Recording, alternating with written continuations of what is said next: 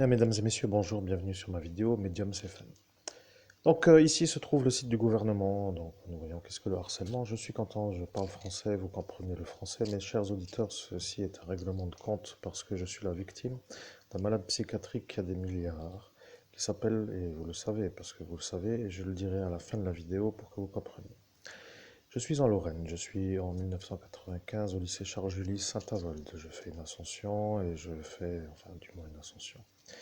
Je fais un passage dans un portail d'ascension qui a été ouvert sur une certaine façon par un genre de groupe. Et ce groupe a réussi à devenir un peu vu comme ceux qui arrivaient à décider de leur futur. Dans cet instant-là, il y a eu ce qui s'appelle un arrivant de Paris qui est venu pour une quinzaine de jours. Et vous savez que c'est lui qui était à cet instant avec cette madame Pavoshko. L'ennui avec cette histoire de Pavoshko, c'est que lorsque à Saint-Avold, celle-ci qui s'appelle Pavoshko a été vue comme une agent du KGB, que la Gestapo a vu que celle-ci était une agent du KGB et qu'elle faisait un peu la volonté de ce Arnaud Lagardère qui lui ne voulait pas que moi, le Lorrain avec 18 au bac philo, devienne plus élevé que les Parisiens. Ils se sont sentis un peu quand même, un peu à cet instant, comme des genres de on s'assemble pour faire des ennuis, comme cela on est tous dans le même sens. Voyez. Donc ce KGB ne veut pas que je réussisse mieux que les communistes, elle a décidé de m'ennuyer. Vous vérifierez et arrêtez de dire que c'est faux. Ça commence à me déranger, bien sûr, et là vous voyez la montagne à abattre pour que ça m'arrange moi, et vous avez déjà la pisse dans les chaussures. Bon, mesdames et messieurs, nous sommes en 2024, j'ai ascensionné, je suis l'homme le plus effacé du pays des droits de l'homme. Est-ce que ça vous va, l'intro, ou pas? Bon, c'est vrai que si j'ai bien regardé la vidéo, que vous avez, parce que moi je ne l'ai pas, vous voyez, c'est vrai que j'ai joué avec ce candidat possiblement, comme vous savez, à m'effacer moi-même la mémoire, avec lui pour dire que je suis plus fort que l'effaçage de mémoire. Donc ce que je voulais dire, c'est que la certitude, c'est qu'au deuxième alphabet, arrêté à la lettre E, je ne suis pas un homme qui joue à je m'efface moi et toi tu m'effaces. Voilà, c'est comme cela. C'est donc un peu dans le premier alphabet, et donc vous connaissez la liste avec les lettres qui manquent. Comme vous savez, X, Y, non, U, V, W, X, Y, Z, les lettres manquantes. Et bien sûr, à ce premier alphabet, on a joué à passe-passe pour dire l'effaceur de mémoire. Alors, bon, ce Vito Albanese est un peu là. Bon, on ne sait pas qu'est-ce qu'il fait avec son chapeau noir, mais disons que lui m'a accusé à moi d'avoir violé l'enfant Lebeau et ça me dérange. Donc, je continue le harcèlement. Qu'est-ce que le harcèlement? Alors, oui, c'est un site du gouvernement. Donc, c'est un ministère de l'éducation. Donc, ça sert à éduquer les gens, certainement, je pense. Donc, je lis, blablabla. Pardon, je dois dire que c'est sérieux, mais ici, c'est toujours au milieu scolaire. Vous voyez, le harcèlement est le fait pour un élève ou un groupe d'élèves de faire subir de manière répétée à un camarade des propos, des comportements négatifs, voire violents. Alors là, moi, je suis en plein dedans. Vous voyez, j'ai l'impression d'être à l'école, en clair. Ouais. Alors, le harcèlement a pour effet de porter atteinte à la dignité d'une personne et de créer un environnement intimidant, hostile, dégradant, humiliant ou offensant. Je, bon, je lis, hein, on verra bien après. Donc, avec le développement des nouvelles technologies des réseaux sociaux, il dépasse le cadre scolaire et affecte aussi les jeunes à travers le cyberharcèlement. Victimes sont souvent seules face à cette menace diffuse. Oui, donc un élève est victime de harcèlement lorsqu'il subit de façon répétitive des actes négatifs de la part d'un ou plusieurs élèves. Un comportement négatif peut se produire lorsqu'un élève ou un groupe d'élèves inflige un malaise à un autre élève, que ce soit de manière physique, frappe, pousser, frapper du pied, pincer, retenir autrui, ou verbale, menace, raillerie, taquinerie et sobriquet. Les actions négatives peuvent également être manifestées sans parole ni contact physique, grimaces, gestes obscènes, ostracisme ou refus d'accéder aux souhaits d'autrui. Bon, moi, je ne sais pas vraiment ce qui se passe dans la tête de ceux qui font ça, mais bon, c'est vrai qu'après, on peut toujours dire que, par exemple, un homme qui a des cheveux bouclés avec des grandes oreilles d'éléphant est un peu arraillé si les autres n'en ont pas. Bon, je comprends l'idée, mais bon, vous voyez, arrivé à 8 ans, ça devient un peu déjà malheureusement anormal si ça continue. À l'âge de 15, vous voyez, ça devient une société de genre de débiles neurologiques. Donc cette définition élaborée par voilà, un psychologue justement, Dan Always, suggère trois dimensions importantes permettant de distinguer le harcèlement des autres formes de comportements violents. Le pouvoir, la fréquence, la nature des agressions. Voilà, donc là maintenant nous allons voir La distinction, j'imagine, des trois caractéristiques. Voilà, c'est un peu ça. Lorsqu'un enfant est insulté, menacé, battu, bousculé, ou reçoit des messages injurieux à répétition, on parle alors d'harcèlement. La violence, un rapport de force ou de domination entre un ou plusieurs élèves et une ou plusieurs victimes. Bon, alors là, un rapport de force ou de domination entre un ou plusieurs élèves et une ou plusieurs victimes. Donc c'est un peu comme pour dire d'effacer la mémoire d'une manière forcée, comme des enragés. Bon, par exemple, je précise, par exemple, tu ne penses pas comme moi, mon idée, et boum, badaboum. Donc voilà, donc la répétitivité, il s'agit d'agressions qui se répètent régulièrement. Alors bon, faudra faire le compte de la moyenne de cette soirée, combien d'effaçages de mémoire à la minute pour dire, ou par quart d'heure ou par heure. Et là, j'ai ma féline qui m'énerve avec ces possibles câlins qui sont trop forts. Enlève-toi. Et ça m'énerve parce que je suis en train de faire un sujet qui est intéressant, intrigant, et donc je n'ai pas le temps parce que c'est comme ça. Donc la répétitivité, l'isolement de la victime. La victime est souvent isolée, plus petite, faible physiquement et dans l'incapacité de se défendre. Oui, alors, toute une stratégie pour le mettre dans la manière là.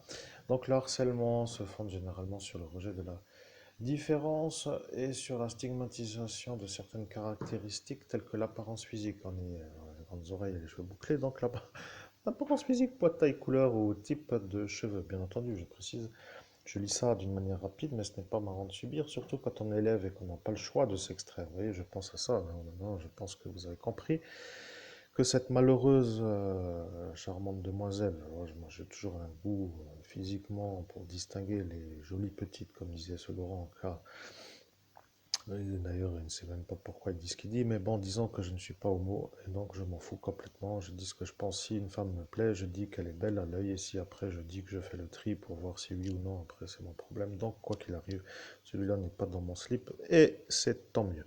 Donc, cette malheureuse qui est aussi décédée, qui était à Strasbourg, une femme jeune, malheureusement, c'est incroyable, mais vous voyez, quand ça part comme ça finit mal. Vous voyez, elle était harcelée parce qu'elle était trop intelligente. Oui, je retrouve dans le magazine, dans ma liste de playlists, le nouveau détective. C'est vraiment incroyable que ce soit un raccordement de l'instant, mais bon, je vois le raccordement. Donc, le sexe, après l'identité de genre, garçon jugé trop efféminé, fille jugée trop masculine, sexisme, orientation sexuelle ou supposée. Et donc, bon, après, on pourra toujours commenter, mais ce n'est pas l'heure. Donc, un handicap physique, psychique ou mental, un trouble de la communication qui affecte la parole, bégaiement, bredouillement, l'appartenance à un groupe social ou culturel particulier, des centres d'intérêt différents, le harcèlement revêt des aspects différents, en fonction de l'âge ou du sexe. Qu'est-ce que le cyberharcèlement? Le cyberharcèlement est avant tout une forme de harcèlement. Il est défini comme un acte agressif intentionnel perpétré par un individu ou un groupe d'individus au moyen de formes de communication électronique de façon répétée à l'encontre d'une victime qui ne peut facilement se défendre seule. Le cyberharcèlement se pratique via les téléphones, portables, messagerie instantanée, forums, charges en ligne, courrier électronique, réseaux sociaux, sites de partage de photographies, etc. Il peut prendre plusieurs formes telles que les intimidations, insultes, moqueries ou menaces en ligne, la propagation de rumeurs, le piratage des comptes et l'usurpation d'identité digitale, la création d'un sujet de discussion d'un groupe ou d'une page sur un réseau social à l'encontre d'un camarade de classe. Oui, ou bien ça peut aussi être la suppression de certaines pages, n'est-ce pas? Comme certains, bon, ici, la création d'un sujet de discussion ou d'une page.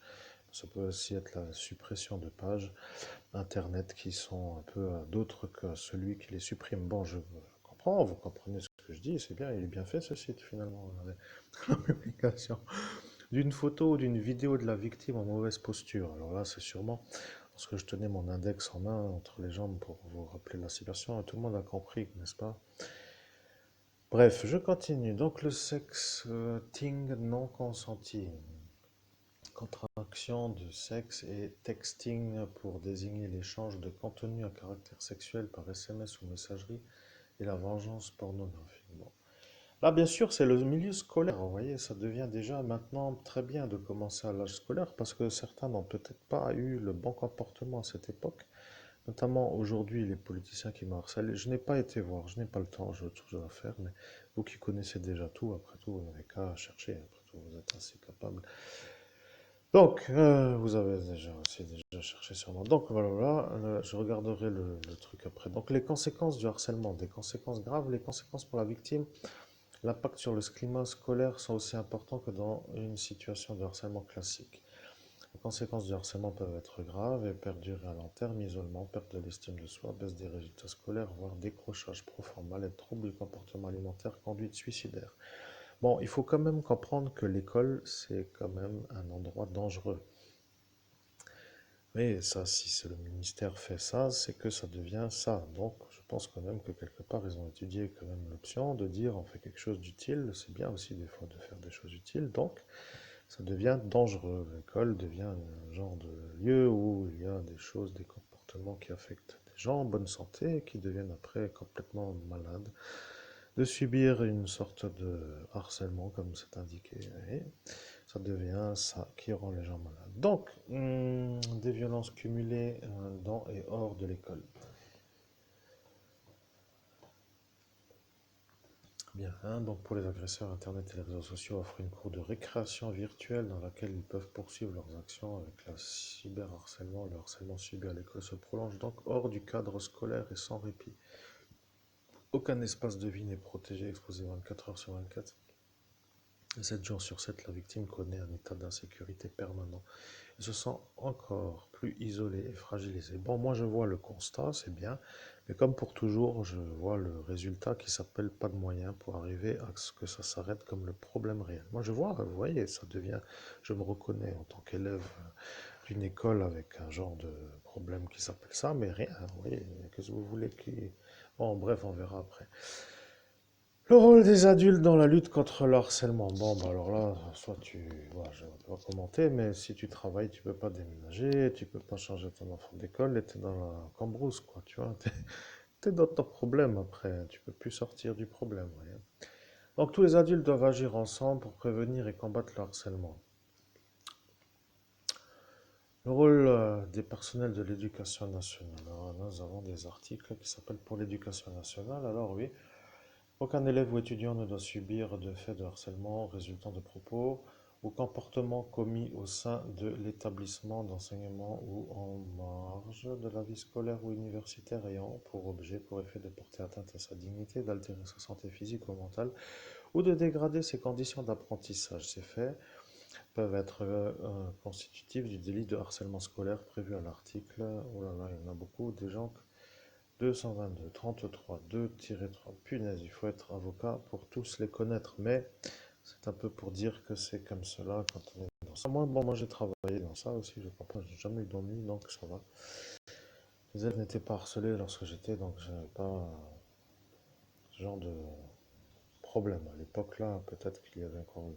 Oh, puis au final, je continue à lire. Les établissements d'enseignement scolaire et supérieur public et privé ainsi que le réseau des œuvres universitaires prennent les mesures appropriées visant à lutter contre le harcèlement dans le cadre scolaire et universitaire. Oui, alors là, je pense que c'est pour ça qu'ils ont arrêté le bizutage qui s'appelle toujours, vous savez, il y a des genres de traditions qui étaient un peu inscrites dans l'ancien temps, que les anciens connaissent encore, et c'est peut-être en raison de certains paramètres du jeu là qui s'appellent un peu cette...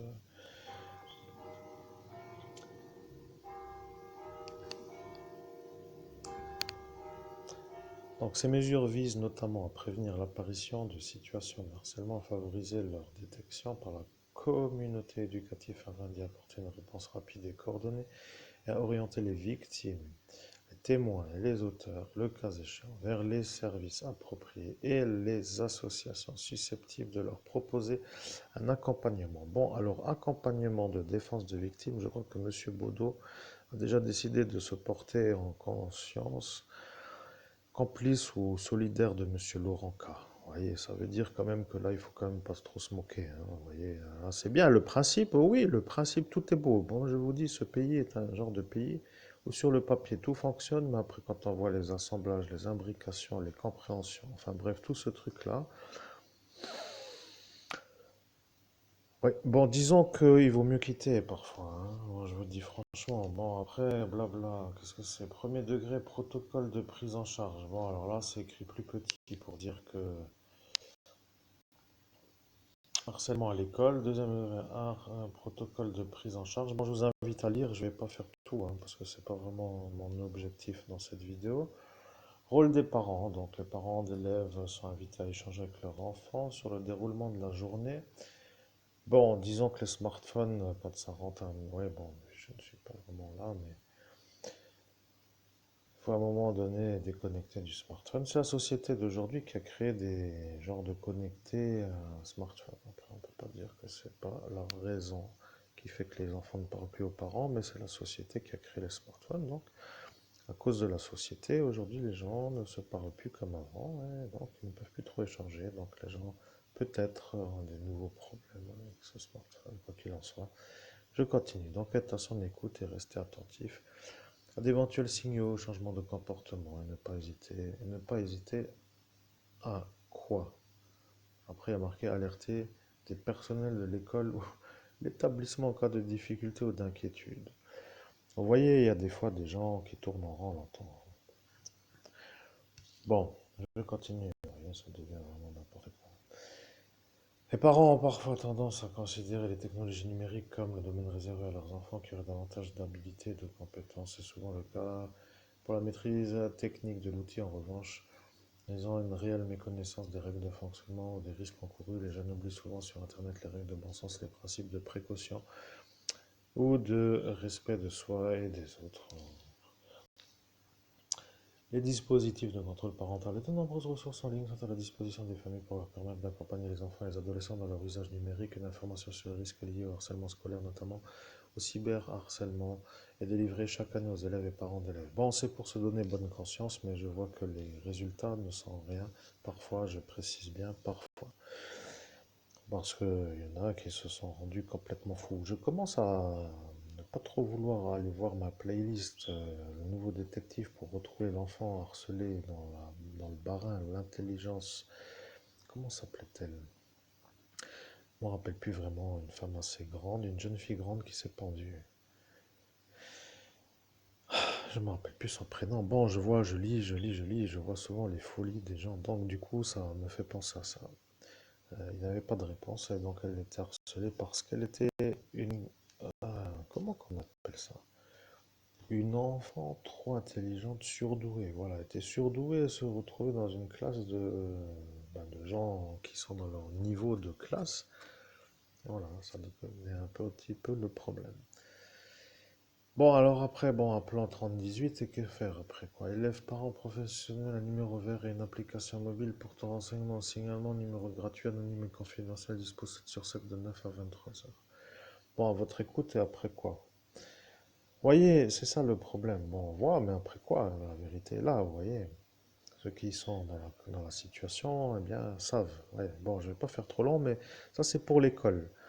Voilà, ça c'est pour l'école, le ministère. Alors il faut parler à ceux qui font ça et qui sont adultes comme s'ils étaient enfants. Vous voyez, il faut leur dire que ce sont des gens de mauvais élèves qui ne comprennent pas la vie et qu'après ils ont un genre de circuit à faire pour se recaler la cervelle, comme on dit.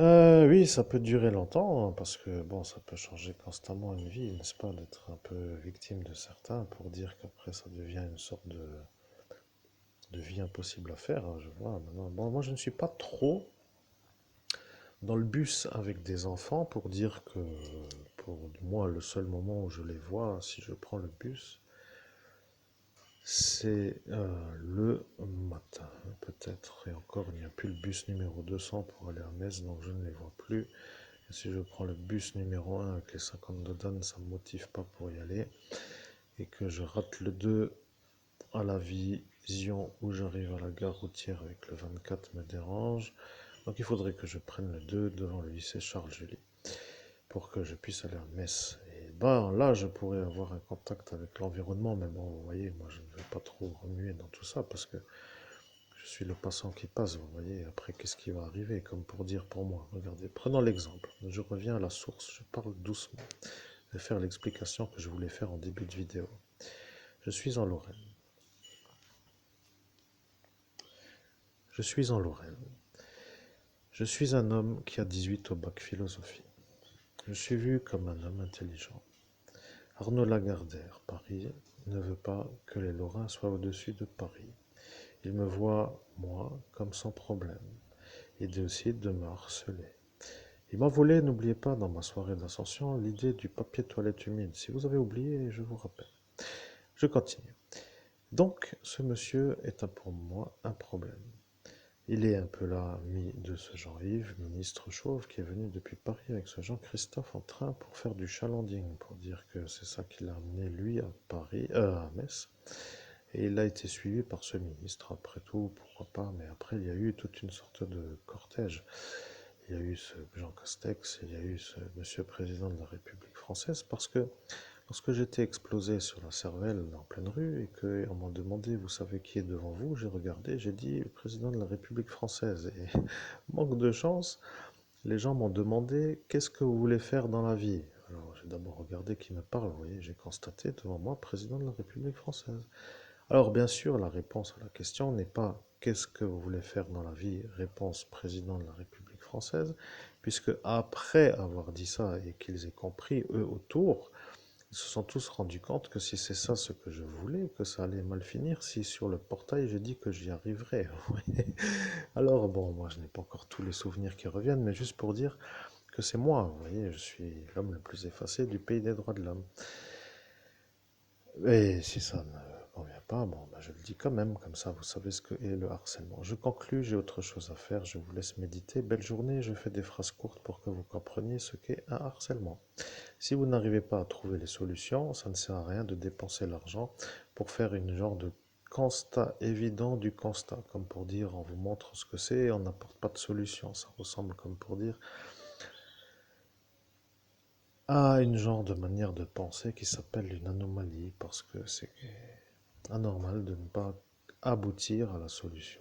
Et encore si la solution soulage les gens, d'arriver à la solution parce que ça les détend de ne plus être harcelés, ce serait contre-productif pour le DEMS qui, lui, sent le chakra Anahata se détendre et qui devient, lui, enragé envers ceux qui aident ceux qui sortent du harcèlement. Vous voyez, ça devient une histoire que vous comprenez, n'est-ce pas? Mais je reconnais que c'est vrai, que ça devient un peu l'époque où tout le monde est un peu dans son âge pour dire l'adolescence, la jeunesse. Bon, et après ça devient plus calme en théorie, mais à cette époque, c'est vrai que ce n'est pas facile. Et là, je peux vous dire que je suis, moi, pas vraiment dans des endroits difficiles, mais je sais que même si vous faites vous ça, il n'y a aucune solution pour ceux qui sont dans le problème. Je sais que vous comprenez ce que je dis, et si vous voulez, je précise une chose pour que vous soyez détendu. Je dirais que pour tous ceux qui appellent, il y a environ, je dirais, peut-être avoir 20% de solutionnage au problème. Après, comme le site est intelligent et qu'ils savent déjà qu'il va y avoir des statistiques de fait, ils pourront les publier. Je veux, j'exige. Je suis l'homme, le citoyen qui exige. Je veux savoir qu'est-ce qu'il en est. Je veux savoir les chiffres. Je veux connaître qui, quand, où, comment, pourquoi. Et je veux savoir le résultat, tendance haussière ou baissière. Je parle comme un boursicoteur, comme M. Arnaud, le milliardaire, là, et je commence à être compris, mais bien sûr, avec le site ministériel, ne pourra pas trop dire qu'il ne m'a pas fait le papier de toilette. Donc, j'en profite un peu quand même pour remettre les pendules à l'heure à ceux qui croient que je suis un genre de à éclater en permanence sans que ça me mette l'envie de me défendre. Et si, bien sûr, moi j'appelle le 3018, ils vont me dire, monsieur, ce n'est pas pour les adultes, c'est pour les enfants. Et si après il y a un numéro pour les adultes, ils vont me dire, allez voir le défenseur des droits. Et là, je vais être bloqué par l'arrangement. Vous voyez, ils veulent rendre les gens fous. Constat, rien à foutre. Je dois trouver une solution pour m'extraire de l'hexagone, pour faire une existence, parce que ceux-là vont me donner les baguettes de ski, les skis à 90 ans pour que je puisse les faire, les pistes noires, et ils vont être heureux de rire pour dire que c'est arrivé, mais à la mauvaise période. Bien sûr, vous comprenez. Je précise, si vous n'avez pas compris, si vous faites du surf, il faut prendre une vague quand elle est là, et pas attendre comme un et pas attendre comme un demeuré au milieu d'une mer calme. Vous voyez ce que je veux dire ou pas? Parce que ça commence à m'intriguer le maniérage de ne pas comprendre. Peut-être font-ils même semblant de ne pas comprendre pour ne pas s'auto-mettre en examen pour harcèlement. Alors, bien entendu, si vous avez des questions, vous pouvez toujours me demander. Je suis disponible. Merci, c'est la première vidéo de la journée. Je débute ma journée sur l'aspect où aujourd'hui, eh bien, il va falloir que je mette l'activité en route. Et ceci est une première cartouche pour remettre les pendules à l'heure, comme ça sonne souvent. Je précise quand même que je suis devant et devant. Alors là, je dois rectifier. Je suis devant et derrière. Ceux qui m'ont effacé le crâne en pleine rue, sans avoir le droit, bien sûr.